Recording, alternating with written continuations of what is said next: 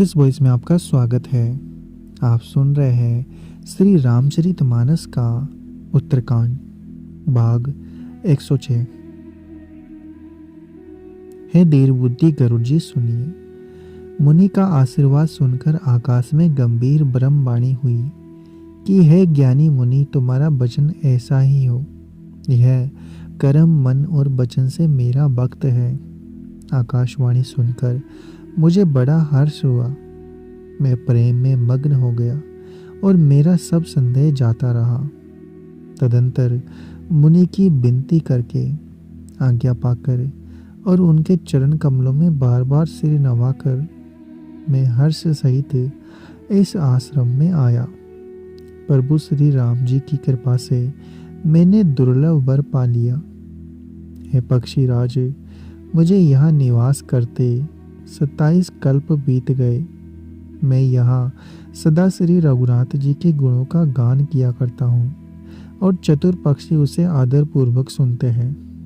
अयोध्यापुरी में जब जब श्री रघुवीर भक्तों के हित के लिए मनुष्य शरीर धारण करते हैं, तब तब मैं जाकर श्री राम जी की नगरी में रहता हूँ और प्रभु की शिशु लीला देखकर सुख प्राप्त करता हूँ।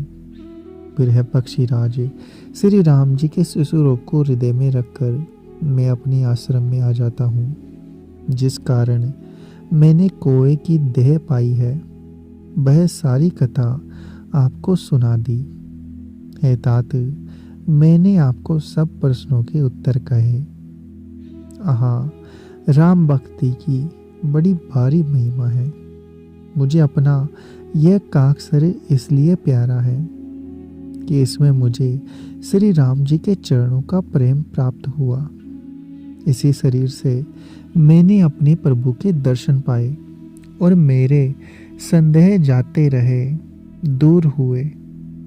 मैं हट करके भक्ति पक्ष पर अड़ा रहा, जिससे महर्षि लोमस ने मुझे शाप दिया, परंतु उसका फल यह हुआ कि जो मुनियों को भी दुर्लभ है वह वरदान मैंने पाया।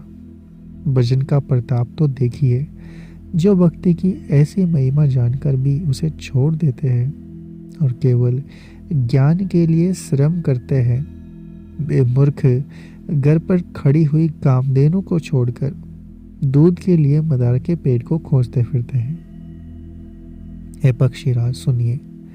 जो लोग श्री हरि की भक्ति को छोड़कर दूसरे उपायों से सुख चाहते हैं, वे मूर्ख और जड़ करी वाले बिना ही जहाज के तैरकर महासमुद्र के पार होना चाहते हैं। शिव जी कहते हैं, हे भवानी, बसुंडी के वचन सुनकर गरुड़ जी हर्षित होकर कोमल वाणी से बोले, हे प्रभु, आपके प्रमाद से मेरे हृदय में अब संदेह, शोक, मोह और भ्रम कुछ भी नहीं रहा। मैंने आपकी कृपा से श्री राम जी के पवित्र गुण समूह को सुना, शांति प्राप्त की। हे प्रभु, अब मैं आपसे एक बात और पूछता हूँ। हे कृपा सागर, मुझे समझाकर कहिएगा। संत, मुनि, वेद और पुराण यह कहते हैं कि यदि ज्ञान के समान दुर्लभ कुछ भी नहीं है। हे गोसाई, वही ज्ञान मुनि ने आपसे कहा, परंतु आपने भक्ति के समान उसका आदर नहीं किया। हे कृपा के नाम, हे प्रभु, ज्ञान और भक्ति में कितना अंतर है, यह सब मुझसे कहिए। गरुड़ जी के वचन सुनकर सुजान काक भुसुंडी जी ने सुख माना और आदर के साथ कहा, भक्ति और ज्ञान में कुछ भी भेद नहीं है। दोनों ही संसार से उत्पन्न कलेशों को हर लेते हैं। हे नाथ, मुनीश्वर इनमें कुछ अंतर बताते हैं। हे पक्षी श्रेष्ठ, उसे सावधान होकर सुनिएगा। हे हरिवान सुनिए। ज्ञान, वैराग्य, योग, विज्ञान, ये सब पुरुष है। पुरुष का प्रताप सब प्रकार से प्रबल होता है। अबला स्वाभाविक ही निर्बल और जाति से ही जड़ होती है, परंतु जो वैराग्यमान और धीर बुद्धि पुरुष है, वही स्त्री को त्याग सकते हैं, ना कि वे कामी पुरुष जो विषयों के वश में है और श्री रघुवीर के चरणों से विमुख है। विज्ञान के भंडार मुनि भी मृग नयनी के चंद्रमुख को देखकर विवश हो जाते हैं। हे गरुड़ जी, साक्षात भगवान विष्णु की माया ही स्त्री रूप से प्रकट है। यह मैं कुछ पक्षपात नहीं रखता। वेद पुराण संतों का मत यही कहता हूँ। हे गरुड़ जी, यह अनुपम विलक्षण रीति है कि एक स्त्री के ऊपर दूसरी स्त्री मोहित नहीं होती। आप सुनिए, माया और भक्ति ये दोनों ही स्त्री वर्ग की है, ये सब कोई जानते हैं। फिर श्री रघुवीर को भक्ति प्यारी है, माया बेचारी तो निश्चय ही नाचने वाली है। श्री रघुनाथ जी के भक्ति के विशेष अनुकूल रहते हैं, इसी से माया उससे अत्यंत डरती रहती है। जिसके हृदय में उपमा रहित और उपाधि रहित विशुद्ध राम भक्ति सदा बिना किसी आधा और बाधा के बसती है, उसे देखकर माया सकुचा जाती है। उस पर वह अपनी प्रभुता कुछ भी नहीं कर चलती। ऐसा विचार कर ही जो विज्ञानी मुनि हैं, वे भी सब सुखों की खान भक्ति की ही याचना करते हैं। श्री रघुनाथ जी का यह रहस्य जल्दी कोई भी नहीं जान पाता।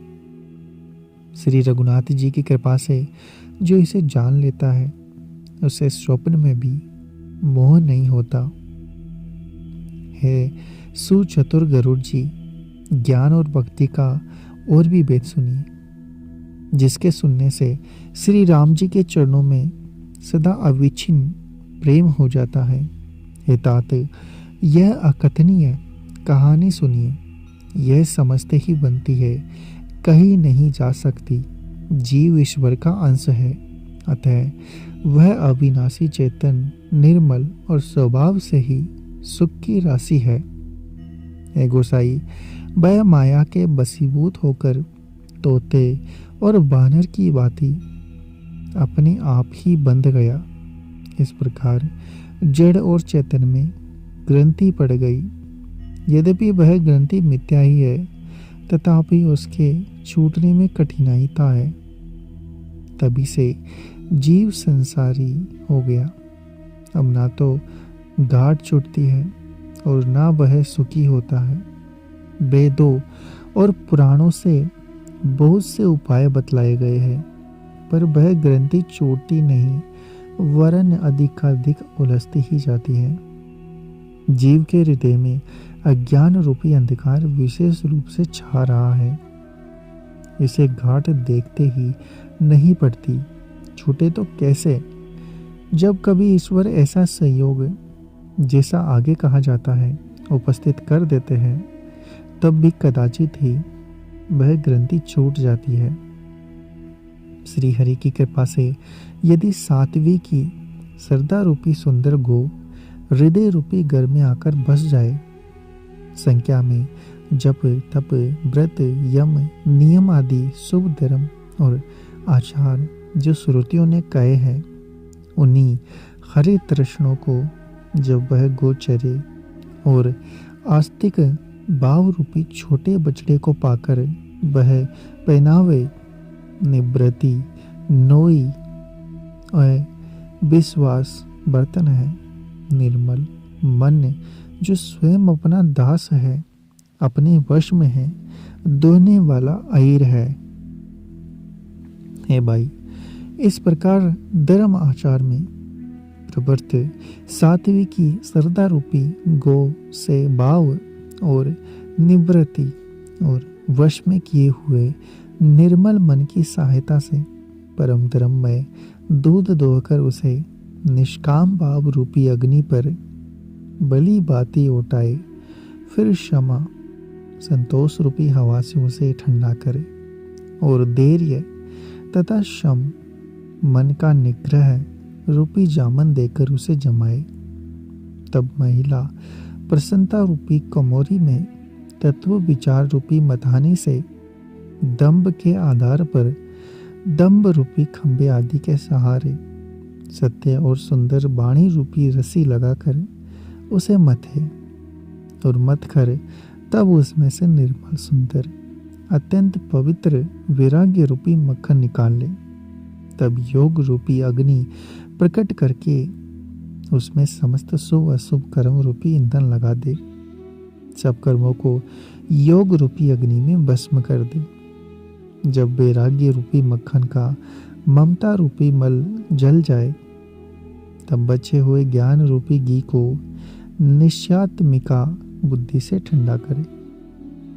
तब विज्ञान रूपिणी बुद्धि उस ज्ञान रूपी निर्मल घी को पाकर उसे चित्त रूपी दिए को भरकर समता की दीवट बनाकर उस पर उसे दृढ़ता पूर्वक जमा कर रखे। जागृत, स्वप्न और सुसुप्ति तीनों अवस्थाएं और सत्व, रज और तम तीनों गुण रूपी कपास से तुरीयावस्था रूपी रुई को निकाल कर फिर उसे संवार कर उसकी सुंदर कड़ी बत्ती बनाए। इस प्रकार तेज की राशि विज्ञानमय दीपक को जलाए, जिसके समीप जाते ही मद आदि सब पतंगे जल जाए। सो अहम अस्मि, मैं ब्रह्म हूँ, यह जो अखंड तेल धारावत कभी ना टूटने वाली वृत्ति है, वही उस ज्ञान दीपक की परम प्रचंड दीप शिखा है। इस प्रकार जब आत्म अनुभव के सुख का सुंदर प्रकाश फैलता है, तब संसार के मूल वेद रूपी ब्रह्म का नाश हो जाता है और महान बलवती अविद्या के परिवार मोह आदि का अपार अंधकार मिट जाता है। तब वही विज्ञान रूपिणी बुद्धि प्रकाश को पाकर हृदय रूपी घर में बैठाकर उस जड़ चेतन की गांठ को खोलती है। यदि वह विज्ञान रूपिणी बुद्धि उस गांठ को खोलने पाए, तब यह जीव कृतार्थ हो। परंतु है पक्षीराज गरुड़ जी, गांठ खोलते हुए जानकर माया फिर अनेकों विघ्न करती है। हे भाई, वह बहुत सी रिद्धि सिद्धियों को बेचती है, जो जाकर बुद्धि को लोभ दिखाती है, और वे रिद्धि सिद्धियां कला, बल और छल करके समीप जाती और आंचल की वायु से उस ज्ञान रूपी दीपों को बुझा देती है। यदि बुद्धि बहुत ही सयानी हुई, तो वह उन रिद्धि सिद्धियों को अहितकर समझकर उनकी ओर ताकती नहीं। इस प्रकार यदि माया के विघ्नों से बुद्धि को बाधा न हुई, तो फिर देवता उपाधि करते हैं। इंद्रियों के द्वार हृदय रूपी घर के अनेकों झरोखे हैं। वहाँ प्रत्येक झरोखे पर देवता थाना किए अड्डा जमा कर बैठे हैं। जो ही वे विषय रूपी हवा को दाते देखते हैं, त्यों ही हठपूर्वक किवाड़ खोल देते हैं। जो ही वह तेज हवा हृदय रूपी घर में जाती है, त्यों ही वह विज्ञान रूपी दीपक बुझा जाता है। गांठ भी नहीं छूटी और वह आत्मा अनुभव स्वरूप प्रकाश भी मिट गया। विषय रूपी हवा से बुद्धि व्याकुल हो गई, सारा किया कराया चौपट हो गया। इंद्रियों और उनके देवताओं को ज्ञान नहीं स्वाता, क्योंकि उनकी विषय भोगों में सदा ही प्रीति रहती है, और बुद्धि को भी विषय रूपी हवा ने बावली बना दिया। तब फिर दोबारा उस ज्ञान दीपक को उसी प्रकार कौन जलाए। इस प्रकार ज्ञान दीपक के बुझ जाने पर तब फिर जीव अनेकों प्रकार से संसरती के कलेश पाता है।